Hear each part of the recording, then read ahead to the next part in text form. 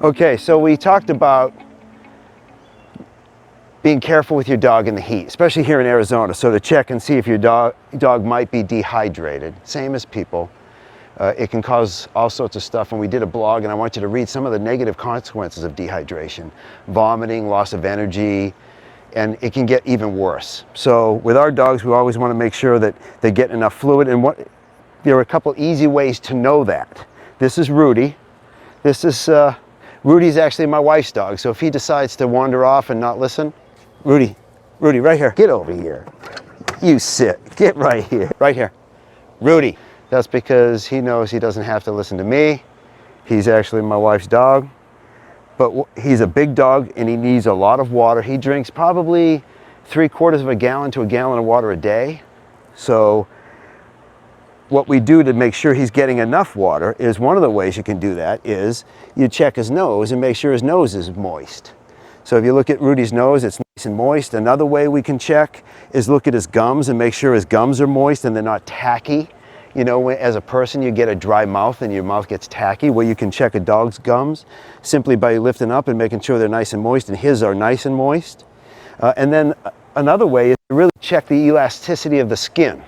So we're looking at the skin and we tent the skin, and after you tent the skin, it should return right away to its position.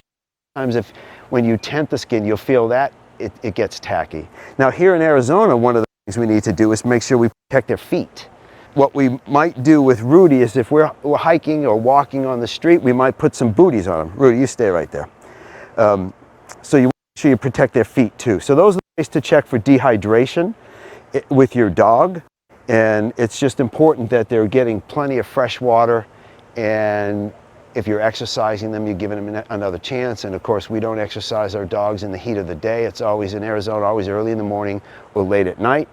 One of the tips for making sure that your dog gets enough water, and what we do with this guy here, because he's a little finicky on what he drinks, and he's also protective, so walk the property. Rudy! One of the strategies we use with Rudy to make sure he gets enough water is I put about 1/4 to 1/2 a cup of water in his dry food, so that it slows him down when he's eating, but it also increases his water intake, because this guy can be a little bit finicky about the water he drinks.